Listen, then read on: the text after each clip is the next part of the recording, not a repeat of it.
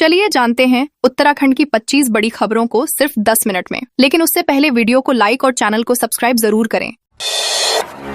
चीन नेपाल से सटे पिथौरागढ़ के 15 गांव में नेटवर्क हुआ गायब। चीन और नेपाल से सटे पिथौरागढ़ जिले के 15 से अधिक गांव आज भी मोबाइल नेटवर्क से पूरी तरह कटे हुए हैं। ग्रामीणों का कहना है कि बीएसएनएल ने कुछ स्थानों पर टावर लगाए जरूर हैं, लेकिन कई टावर आज तक चालू नहीं हुए और जो चल भी रहे हैं वे 10-15 दिन लगातार बंद रहते हैं। नेटवर्क न होने के कारण लोगों को कॉल करने के लिए 30 से 35 किलोमीटर दूर तक जाना पड़ता है। हाल ही में ग्रामीणों ने जिलाधिकारी को लिखित शिकायत दी है और चेतावनी दी है कि समाधान न मिलने पर वे अल्मोड़ा स्थित बीएसएनएल जीएम कार्यालय का घेराव करेंगे।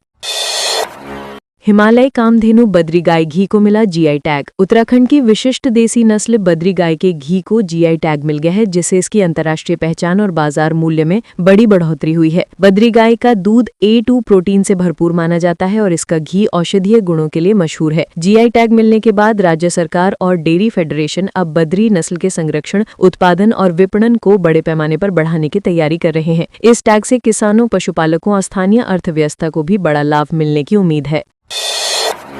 नैनी झील की सांसें अटकी, कृत्रिम ऑक्सीजन प्रणाली खराब। नैनी झील इन दिनों तेजी से घटते ऑक्सीजन स्तर से जलीय जीवन के लिए गंभीर खतरे का सामना कर रही है। झील में 2007 में लगाया गया एरिएशन सिस्टम अब जर्जर हो गया है और इसकी डिस्क ट्यूब खराब होने के कारण पानी में घुलित ऑक्सीजन लगातार कम हो रही है। इससे मछलियों और अन्य जल जीवों की मौत का खतरा बढ़ गया है। शासन ने सिस्टम की मरम्मत के निर्देश दिए हैं और बजट स्वीकृति जल्द मिलने की उम्मीद है। विशेषज्ञों ने चेतावनी दी है कि समय रहते सुधार नहीं हुआ तो झील का पारिस्थितिकी तंत्र प्रभावित हो सकता है।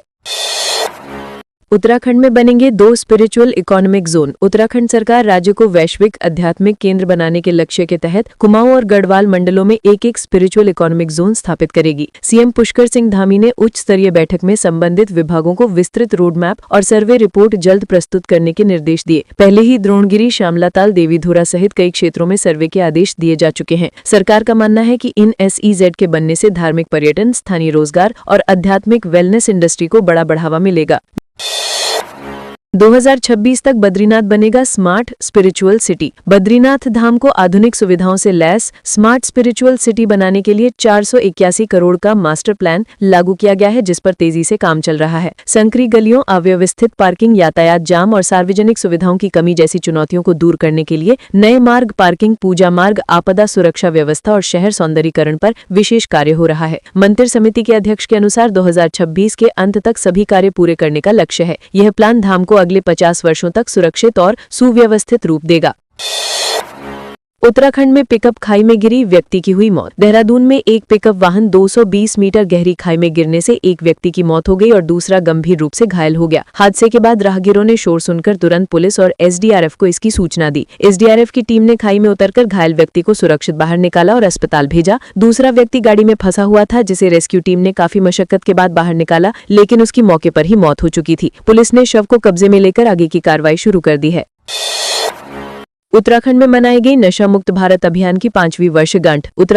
पूरा उत्तराखंड नशा मुक्त भारत अभियान की 5वीं वर्षगांठ को उत्साह के साथ मना रहा है। देहरादून के मुख्य सेवक सदन में आयोजित राज्य स्तरीय कार्यक्रम में मुख्यमंत्री पुष्कर सिंह धामी ने युवाओं को नशे से दूर रहने और समाज में जागरूकता फैलाने का आह्वान किया। उन्होंने कहा कि नशा समाज को भीतर से कमजोर करने वाली खतरनाक प्रवृत्ति है और इसका सबसे अधिक प्रभाव युवा पीढ़ी पर पड़ता है। कार्यक्रम में रैलियां, जागरूकता गतिविधियां, प्रतियोगिताएं आयोजित हुई और उपस्थित युवाओं को नशा मुक्ति की शपथ दिलाई गई।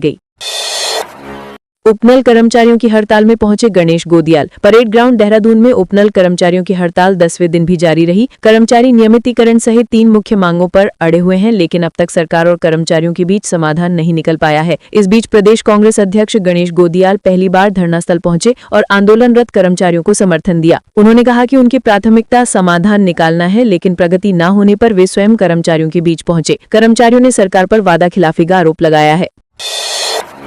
पौड़ी में खाई में डंपर गिरने से ड्राइवर की हुई मौत। पौड़ी गढ़वार में कोटद्वार सतपुली राष्ट्रीय मार्ग पर कुल्हाड़ बैंड के पास एक डंपर 100 मीटर गहरी खाई में गिर गया, जिसमें ड्राइवर की मौके पर ही मौत हो गई और 2 लोग गंभीर रूप से घायल हो गए। दुर्घटना की जानकारी मिलते ही SDRF और पुलिस की टीम मौके पर पहुंची और घायलों को खाई से निकालकर अस्पताल भेज दिया। मृतक ड्राइवर के शव को पोस्टमार्टम के लिए भेजा गया है। हादसे के कारणों की जाँच की जा रही है। हालांकि सड़क की ढलान और तीखे मोड़ को दुर्घटना की वजह माना जा रहा है। हरिद्वार में सरकारी कार्यक्रम में बच्चों को बांटे एक्सपायरी चिप्स। हरिद्वार में विधायक मदन कौशिक और मेयर अनीता शर्मा के कार्यक्रम में 5 स्कूलों के बच्चों को एक्सपायरी डेट वाले चिप्स बांटे गए। 250 से अधिक बच्चों को बुलाया गया था, जिनमें से कुछ बच्चों ने एक्सपायरी चिप्स खा भी लिए थे। मामला सामने आते ही प्रशासन हरकत में आया और खाद्य सुरक्षा विभाग ने दीप गंगा शॉपिंग मॉल स्थित दुकान पर छापा मारा, जहां 15 एक्सपायरी पैकेट मिले। यही चिप्स कार्यक्रम में भेजे गए थे। वीडियो वायरल होने के बाद पैकेट तुरंत बदले गए। पैकेट पर एक्सपायरी डेट 30 अक्टूबर 2025 और मैन्युफैक्चरिंग 3 जुलाई 2025 दर्ज थी। आपदा में सड़ा 99 क्विंटल राशन, हाईकोर्ट ने जताई नाराजगी। उत्तराखंड हाईकोर्ट ने उधम सिंह नगर में 2021 की आपदा के दौरान सस्ता गल्ला योजना के 99 क्विंटल से अधिक अनाज के सड़ने और जिम्मेदारों से वसूली माफ करने पर कड़ा रुख अपनाया है। जनहित याचिका पर सुनवाई के दौरान राज्य सरकार द्वारा दिए गए तर्कों से कोर्ट असंतुष्ट दिखा। खाद्य आपूर्ति आयुक्त को कोर्ट में रिकॉर्ड सहित पेश होना पड़ा, लेकिन उन्होंने अधिक समय मांगा, जिसे कोर्ट ने खारिज कर दिया। अदालत ने कहा कि इतने गंभीर मुद्दे पर जानकारी न होना अस्वीकार्य है और राज्य को स्पष्ट जवाब देना ही होगा।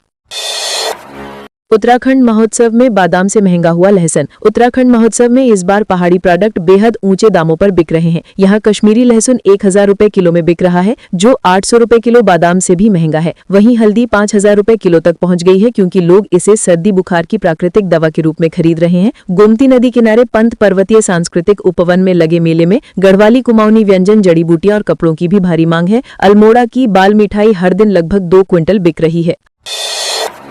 हरिद्वार में दुकान से 15 एक्सपायरी डेट के चिप्स हुई बरामद। हरिद्वार में 90 बच्चों को एक्सपायरी चिप्स देने के मामले में खाद्य सुरक्षा विभाग ने दीप गंगा शॉपिंग मॉल की दुकान पर छापा मारकर 15 एक्सपायरी पैकेट बरामद किए। इसी दुकान से सरकारी कार्यक्रम के लिए चिप्स भेजे गए थे। बच्चों को जो पैकेट मिले उन पर 30 अक्टूबर 2025 एक्सपायरी और 3 जुलाई 2025 मैन्युफैक्चरिंग डेट दर्ज थी। कुछ बच्चों ने इन्हें खा भी लिया था। कार्यक्रम में 250 से अधिक बच्चे मौजूद थे। मामला वायरल होने के बाद प्रशासन सक्रिय हुआ और सभी पैकेट तुरंत बदले गए। जांच जारी है।